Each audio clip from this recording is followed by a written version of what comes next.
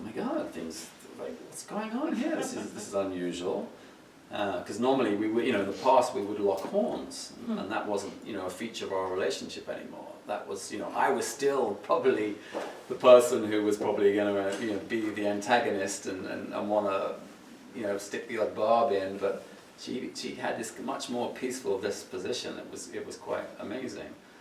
And then also on the professional front, I watched her career just take off, and I was that was raising my eyebrows at that itself.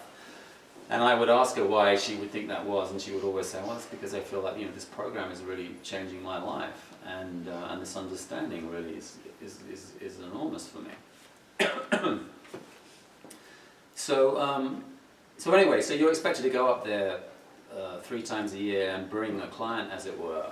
And Rohini is probably going to interrupt me at some point, because I imagine that when she kept asking me to come up there with her, she was asking me to come up there and be her client. I was not asking him to be my client. See, that's what I still kind of feel like that's what I was never asking him to be my client. But anyway, after I guess 10 plus years of Rohini being a therapist and coach, all the rest of it, I felt like I was going up there to be her client, and I was going to be sat in the analyst chair, and my wife was going to be, I don't know, putting me through my paces. And so it didn't really have hold much resonance for me to go up there and do that. So she kept inviting me, and I said, oh no, it's not a fit for me. It doesn't sound good at all.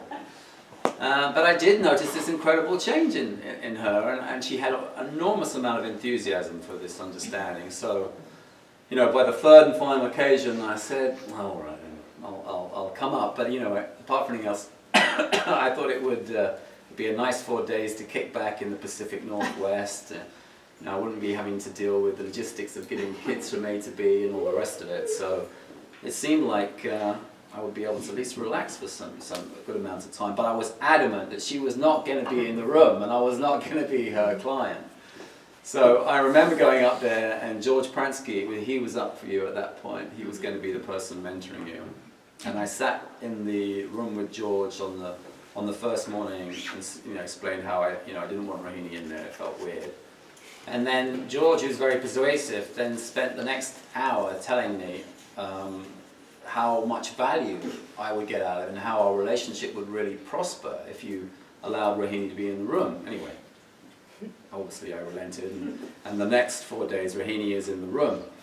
And so over the course of the next 4 days, what was so interesting to me is that George is an amazing guy, and we had these incredible conversations, and I would love chatting with him.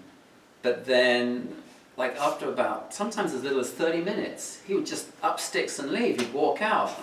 And I'm like, where is he going? What's going on? What's happening? And Rohini would turn to me, I think he thinks you've had some kind of insight. And I'm like, I have? I've had an insight? And she said, yeah, I think you have. And I'm like, really? Okay, and this went on for the next, the next 4 days. And I'm sort of trying to figure out what on earth's going on.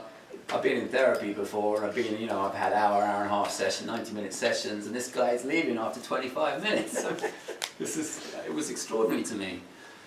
So anyway, so I remember, having this experience, going back to LA, and then just finding myself in this really wonderful space where I felt like my mind had really settled down. I found myself I just didn't feel myself feeling anxious at all anymore, and it was really interesting, and our relationship was just in a real high. And I remember just having to pinch myself. It's like, obviously something happened up there. I can't put my finger on it. What happened? Have I had an insight? I don't feel like I've had an insight. I certainly didn't have any kind of epiphanous moment, which, it just was just odd to me. But then, life just felt so good. And then I think it was on the 7th day when I just really convinced myself that obviously something had happened up there. I don't really care what it was, but obviously things have turned around. I've changed, we've changed, this is awesome. And then the shit really hit the fan. And then Rohini did something that just really pissed me off big time. I can't even tell you what it was. I can't even remember what it was, but she made me so mad. And obviously it was a feeling that was reciprocated, because it was coming right back at me, that feeling. And I think this happened in the afternoon, and then it drifted into the evening, and then we even went to bed mad at each other, which is never a good thing to do as a couple, but we did. Wake up in the morning, test the water, and she's still pissed off, I'm still angry, and I'm like, great. So I remember being walking into the kitchen, making myself breakfast, getting ready to leave for the day, and I was about to leave, and then I thought, I'm a bit of a last word freak, so I thought, I'm going back in now, I'm going to have my say. And so she was in bed, and I walked to the end of the bed, and I said, you know, I was just going to be mean. I had no intent. My only intention was just be mean and have send a few barbs her way. He wasn't himself in that moment. I wasn't myself. And my aperture was very, very tightly closed. And I stood up for the bed, and I said, great! We just spent a whole bunch of money on some more psychological snake oil. Let me just put my hand on my heart and access that place inside where wisdom resides. And see what pearls of genius come forth and show us how to get ourselves out of this hole. And as I was saying these words, I don't even think I got the word hole out, but as I was saying these words, it's almost like I suddenly got into the eye of the storm, and I just could see myself. I kind of stepped out of myself, and I could see how over the last 12 hours, all that suffering that I've been causing myself, and I hadn't got a clue why I was angry at you, or just angry for the sake of it, but it's just all been my thinking. It's just been all resolved my thinking. I'm like, oh God, this is exactly what George has been telling me for the last 4 days. And the penny dropped, and instead of wanting to spew out more vitriol, I just, tears started streaming down my face. And I'm just like, wow, this is it. That's what it's all about. I have just completely gone off on this tangent inside my thinking and created all this suffering for myself. So that was a big turning point for me. My defining moment, I guess. Wow. Yeah. So it's like those practical results. It's like when it's so hard to put your finger on the intangible, seeing the practical results for me is what is so affirming and validating, and seeing the results with clients. And one of the reasons that I did the mentorship program is that I wanted to get some experience working with corporate clients, because I had been doing therapy and coaching one-on-one, but I hadn't had any corporate training. And so as part of the mentorship, I got to have the opportunity to work on a team that was working with a company, and the company ended up being a defense contractor with the client as the armed forces. And I'm like, what? How are we going to do this? I was like, how are we going to bring spiritual understanding to this environment? And I was just so judgmental. I just was not, all of my biases were there. And it was really humbling for me to see that, these are people. This company is made up of people, their clients are made up of people. These principles, as we're talking about, apply to all humans, so why wouldn't they learn from this? And so we got to go in there and work with the leadership team for about, I think it was 3 days. And what became apparent to us was that there was a huge rift. There's a huge sense of ill will between the defense contractors and the client. They felt that the client was abusive, unreasonable, irrational, unfair. There's just all of this upset and hurt and feeling victimized. And so what we got to work with them on was helping them to see how their internal experience was not coming directly from the people that they were serving. It was coming from their own interpretations and their own thoughts. And as we went through the 3 days with them, they got more and more quiet. They started to get more and more open and vulnerable. They started to be able to see that if they allowed themselves to step back, that they actually would naturally find their bearings and stabilize. That these problems that they were having that felt that they couldn't resolve them, as they got more quiet, as they relaxed, as they settled down, they started to get ideas about how they could solve them. They started to have new inspiration coming in, just like out of the blue. And so in front of my eyes, I got to see how this applies in all environments, even in an environment that I didn't think, I didn't have the creativity to see how to do that, and that's why I was being mentored. So what we got to see was that their state of mind that was really low at the beginning just rose up over the 4 days.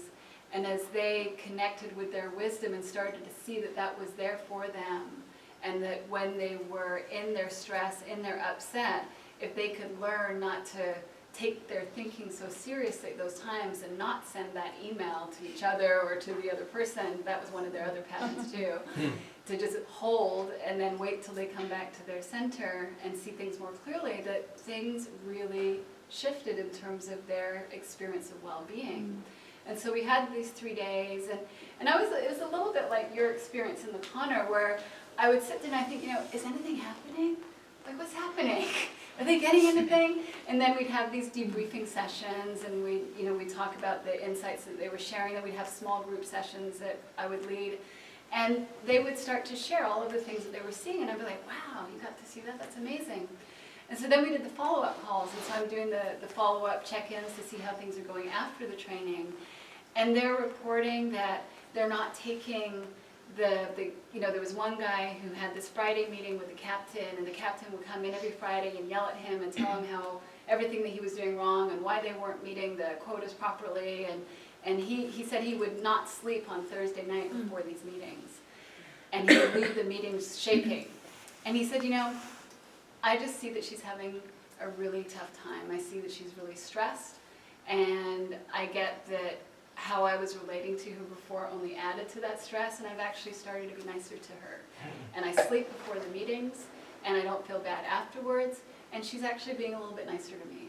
And I'm like, whoa. And so those kind of results, and then they're saying things like, not only is there greater rapport with the clients, but there's greater good feeling on the teams of people that they're working with, that this is trickling down, and they're also sleeping better. One guy's golf game was better. One guy was having a better communication with his wife. So it's like crossing out, not just from the professional arena, but impacting all areas of their life. And so it was a really, it was a big lesson for me in seeing how impactful this is and how much depth there is to it, and how in my sort of arrogant state I can think, oh, I've got this, and really I don't have it, I'm never going to have it. But there's always more to get, and there's always more to see, and that it's possible to bring this to people and really transform their lives in all different areas, in all different ways. And what might seem really simple and common sense is also really profound and healing, and it's not very hard. And sometimes I think, oh, it has to be hard in order for it to be good, and I'm realizing, no, it doesn't have to be hard. And like coming here tonight and talking to all of you, like this is fun, this isn't hard, this is enjoyable, but yet this is me showing up and you showing up. Mm-hmm. Yeah, that's beautiful. I do love how universal the principles are, and this understanding of how you can really go into any kind of situation, and it's so pertinent. When I was up there last, there was a lady who was also a mentee. And she is a professional coach in the UK for, I think, a netball team. Mm-hmm. And so I guess the Pranskys and Barb, their partner, organised it so that she could coach and be mentored through the process of coaching, I guess, a girls' soccer team. And they were a group of 15-year-old kids. And they coached them, I guess, over the course of 4 days. And this girls' team is the first time they've ever got into the playoffs of this local region, and these 15-year-old girls were just lapping up this understanding. They could see it in the context of how they were relating to each other on the soccer pitch, which I just thought, well, it just goes to show, we can do this, we can present this understanding in any field, and it will have resonance with people. But I guess we've been talking a lot. We should probably at this point, what do you want to do? Do you want to have a break, Q&A? Questions? I've got a question. Yes. I love it, and I went to USM, and I think that I got this understanding in that experience, and I've been coaching people since then, and would love a simple, direct way to convey the concept, and I've got a story, I think, that comes from my experience of working with people and maybe from working with myself, that for certain people or for certain relationships or certain emotional reactivities that we have become patterned in, it can be very hard for somebody to overcome or transcend the pattern because their ability to access the principle of mind is completely clouded by intense emotional reaction that maybe has been through their life for many years. So when you talk about the kids, my mind says, oh yeah, totally, like of course it makes sense because they don't yet have a whole life of, backed up emotional content that blows up when they feel like they're being offended by somebody. So I'm curious, when you talk about process, you were talking about how maybe sometimes people approach it from a process, trying to get through all this stuff. The story that I have is that, well, maybe some people need that first before they can really be able to use these principles more simply, because they just can't, if you can't access the principle of mind, then you're just in a reaction. I would say that that's accurate. When we're in reaction, we're not really accessing our authentic self or the principle of mind. But in my experience, and I've worked with quite a diverse range of clients at different levels of functioning, my experience is that it's not the process that helps them to access their true nature. It's really them feeling safe and relaxing, and that it's in the connection and rapport that people settle down. And so that's like a way of being with the client, and that's not, so I wouldn't call that a technique. That's just showing up in my authentic self to the best of my abilities and connecting with them in whatever way is really going to serve them. And as they relax, their thinking slows down. And as their thinking slows down, then they can really hear what I'm saying. And that doesn't mean, I think maybe George has this sometimes, but it doesn't mean that when I'm working with a client, the first session they have this huge insight. But I do know that my impact has increased with clients when I'm consciously focusing on not taking them away from their authentic self and taking them more into their ego through processing, and aiming them directly towards their true nature by helping them see that they have that inside of themselves. And so I'll say things like, we have an innate intelligence inside of us that is designed to heal. And if I get a cut on my leg, I don't have to think about it. My body knows exactly what it needs to do to allow that cut to heal. That intelligence is there inside of me. And the same is true on the mental and the emotional level. If I allow myself to relax, that innate intelligence is going to come forward to allow myself to stabilize on those levels too, because that is our natural state. Even with the fMRI studies that they're doing, it shows that the brain wants to be in a state of regulation. It doesn't want to be in a state of chaos. So as soon as we allow ourselves to relax, that innate force, life force, is going to take us towards greater health and healing and wholeness.